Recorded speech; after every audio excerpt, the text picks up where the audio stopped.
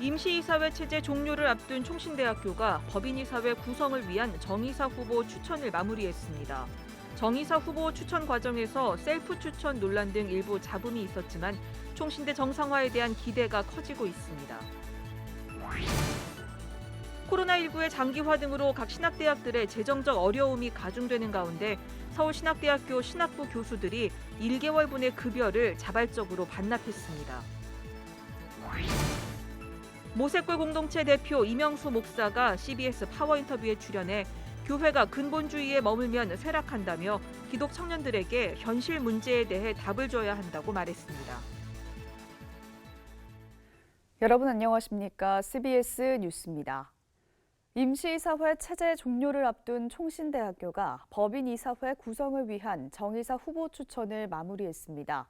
정이사 후보 추천 과정에서 셀프 추천 논란 등 일부 잡음이 있었지만 총신대 정상화에 대한 기대는 커지고 있습니다. 송주열 기자의 보도입니다.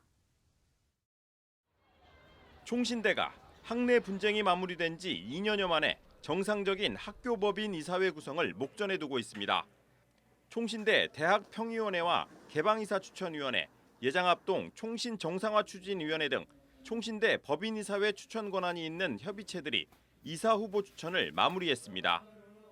3개 협의체에서 24명의 이사 후보 명단을 사학분쟁조정위원회에 통보했습니다.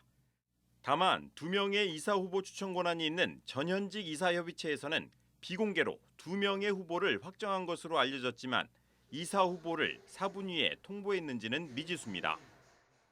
사학분쟁조정위원회는 오는 22일 교육부 추천 4명의 이사 후보를 포함 30명의 후보 가운데 15명을 정이사로 확정할 예정입니다. 총신대는 정이사 후보 추천 과정에서 일부 후보들을 두고 잡음이 있었지만 정상화에 대한 기대감이 더 큰 분위기입니다. 예장합동 총신정상화 추진위원회에서 전현직 총회장을 이사 후보로 추천하면서 셀프 추천 논란이 일었습니다.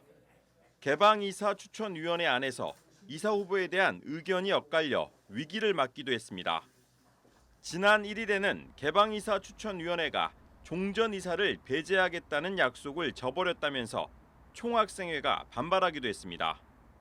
또 이재서 총신대 총장이 대학평의원회에서 정이사 후보로 추천되면서 일부 학생들이 우려의 목소리를 내기도 했습니다.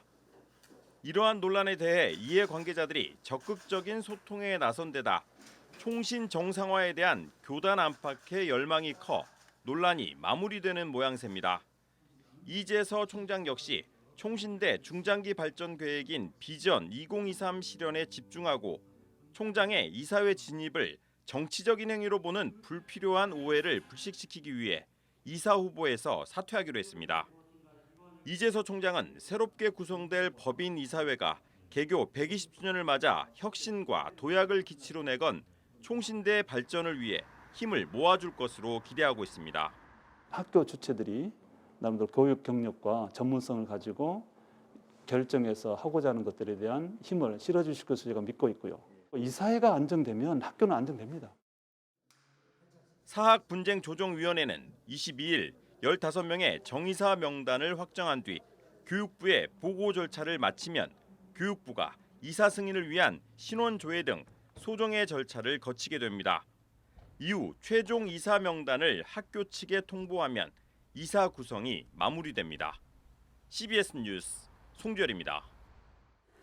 코로나19의 장기화 등으로 각 신학대학들의 재정적 어려움이 가중되고 있는데요. 기독교 대한성결교회 산하 신학교인 서울신학대학교 신학부 교수들이 학교의 어려움을 덜어주기 위해서 1개월분의 급여를 자발적으로 반납했습니다. 이순규 기자의 보도입니다.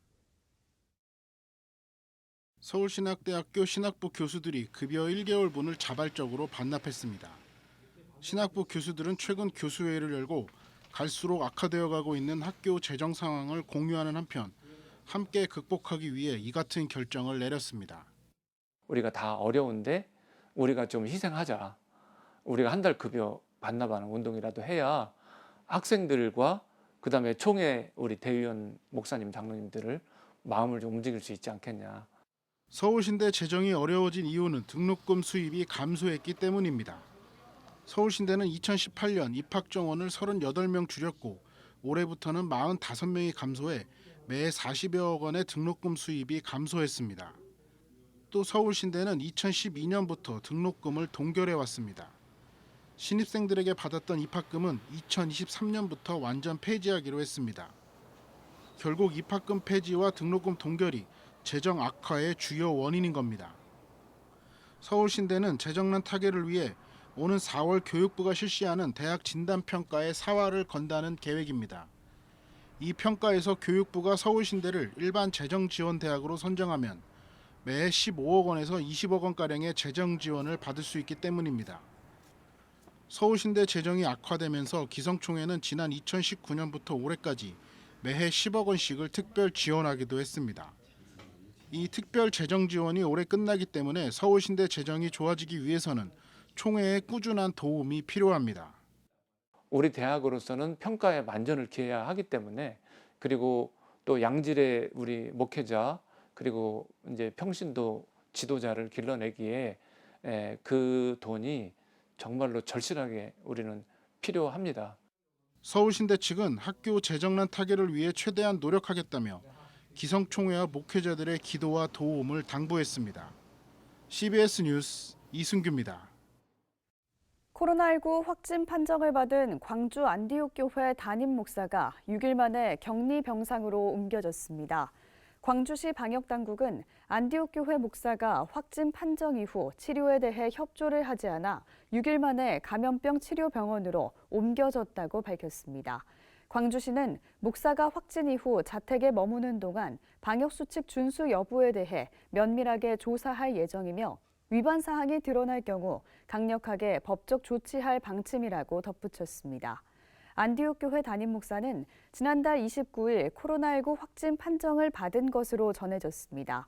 이 교회에서는 지난달 25일 첫 확진자가 발생한 뒤 감염자가 120명을 넘어섰습니다. 지난해 코로나 1차 대유행 당시 역학조사 업무를 방해한 혐의로 재판에 넘겨진 신천지 대구교회에 대해 법원이 무죄를 선고했습니다. 대구지법 형사 11부는 감염병 예방법 위반과 위계 공무집행 방해 혐의로 기소된 8명 모두에게 무죄를 선고했습니다. 재판부는 교인 명단을 제출하라는 방역당국의 요구는 역학조사를 위한 사전 준비 단계로 보는 것이 타당하다고 봤습니다.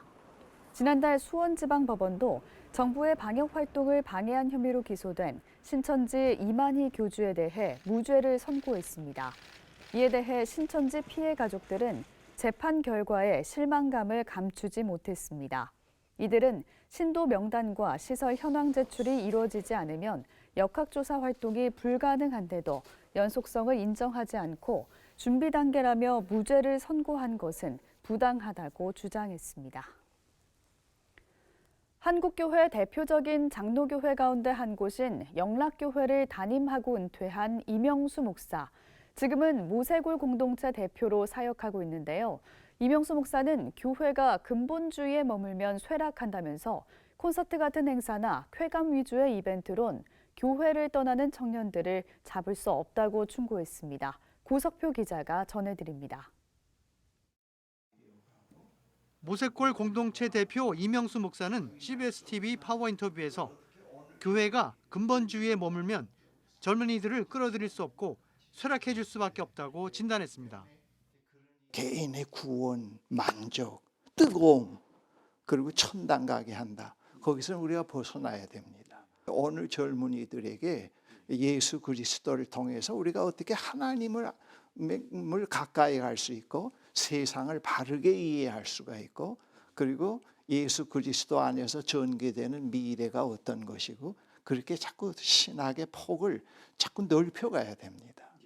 그러지 않고 그냥 과거와 같은 어떤 그 근본주의적인 머물러 있으면은 이 교회는 뭐 자꾸 노쇠해질 수밖에 없지요. 또 젊은이들을 교회로 끌어들이기 위해 콘서트 같은 쾌감 위주의 이벤트로는 교회를 떠나는 젊은 청년 대학생들을 잡을 수 없다고 충고했습니다. 현실적인 문제에 기독교적 해답을 줘야 한다는 겁니다. 자꾸 자꾸 무슨 찬양과 경배를 뜨겁게만 해주고 이 현실에서 변화되는 내용에 대해서는 답을 주지 않으면은 여기 와서 뜨겁긴 해도 교회 문 한 발짝 나가면 또 사그라지지요. 그러니까 카타르시스만 주는 교회가 되면 안 되겠죠. 일시적인 프로그램, 감성적인 것, 또한 그런 하나의 그 이벤트적인 걸로 하면은 오히려 교회는 더 천박해지죠. 조금 더 지성적이면서 함축적이면서 좀 깊이 있는 그런 것으로 우리가 되어가야 되겠습니다. 이명수 목사는 교회를 떠나는 젊은이들이 교회에 실망하게 되는 건 결국 기독교에 대한 진지한 질문에 대한 진지한 답을 얻지 못했기 때문이라면서 교회가 이 세상을 기독교적 시각으로 바라볼 수 있도록 통찰력을 길러주는 게 매우 중요하다고 강조했습니다. 젊은이들이 수가 줄었다 늘었다 하는데 뭐 앙케이트 받아서 나오겠느냐 안 나오겠느냐 그건 너무 천박해요. 그래야 그 비위를 자꾸 맞춰서 뭐 끌어보려고 웨딩 홀도 만들고 뭐 카페도 만들고 그래야 뭐 그 일시적이죠. 우리가 조금 더 깊은 통찰력을 가져야 되겠다. 예, 그게 아마 중요하다고 봅니다. CBS 뉴스 고석부입니다. 한국기독교교회협의회 화해통일위원회가 부산항 8부도에서 운영 중인 미군 세균 무기실험실 폐쇄를 촉구하는 내용의 성명을 발표했습니다. 교회협의회는 성명에서 주한미군이 그동안 세균 무기 실험과 관련해 의혹이 제기될 때마다 거짓말로 부인해왔지만 살아있는 매개체 실험과 비활성화 생물 시험, 시료 반입 등이 밝혀진 바 있다고 지적했습니다. 교회협의회는 세계 각국이 생물무기와 화학무기 사용에 대해 철저히 금지하고 있다는 점을 강조하고 미국이 생물무기 금지 협약을 노골적으로 어기며 한반도를 불모의 땅으로 만들고 있다고 주장했습니다. 교회협의회는 반생명적, 반주권적 사태가 우리 땅에서 되풀이되는 것은 불평등한 주한미군 지휘협, 소파 때문이라고 지적하고 소파 개정과 세균 무기 실험실 폐쇄 등을 촉구했습니다. 사랑의 쌀 나눔 운동본부가 최근 온라인으로 정기총회를 열고 소외 이웃에 대한 식사 지원 사업을 확대하겠다고 말했습니다. 사랑의 쌀 나눔 운동본부는 지난해 코로나19로 인해 소외 이웃을 대상으로 진행하던 무료 급식을 도시락이나 라면 등으로 대체해 진행했다고 덧붙였습니다. 운동본부는 올해도 대면 급식을 최소화하고 비대면으로 소외 이웃을 돕는 일에 최선을 다하겠다고 말했습니다. 운동본부는 코로나19 상황 속에서도 방역수칙을 지켜가며 200만 명 무료 급식을 목표로 운동을 확대하겠다고 덧붙였습니다.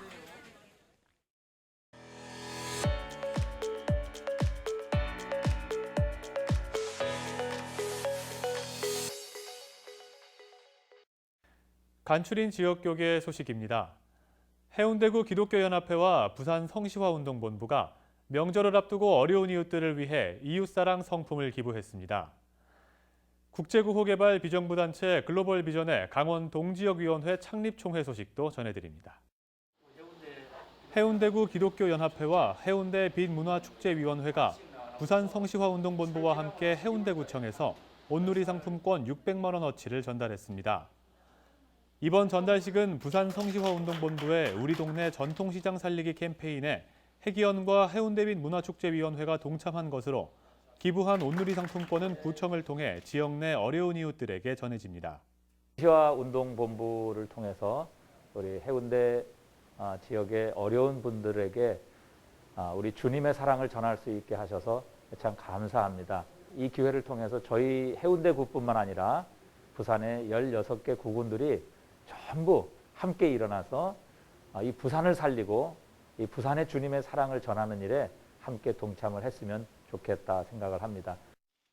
부산 성시화운동본부는 우리 동네 전통시장 살리기 캠페인의 일환으로 10일까지 각 구군 전통시장에서 온누리 상품권을 사용해 장 보는 행사를 가질 예정입니다. 국제구호개발 기독교 NGO 글로벌비전 강원 동지역위원회가 창립총회를 열고 위원장의 강릉성결교회 이상진 목사를 추대했습니다. 글로벌비전은 섬김과 사랑과 나눔을 통해서 지역사회와 세계를 섬기는 귀한 단체입니다. 많이 기도해 주시기 바랍니다. 글로벌 비전은 지난 2007년 설립해 국내외 복지사각지대 이웃과 아동돕기 활동을 펼쳐오고 있으며 올해 강원 동지역위원회를 창립했습니다. 기독교 대한성결교회 청주지방회는 제71회 지방회를 열고 신임 회장에 청주 제자들교회 정상철 목사를 추대했습니다. 신임 청주지방회장 정상철 목사는 어려운 시기에 회장직을 맡아 책임감이 무겁지만 회원들과 협력해 지역과 지방회를 섬기겠다고 말했습니다.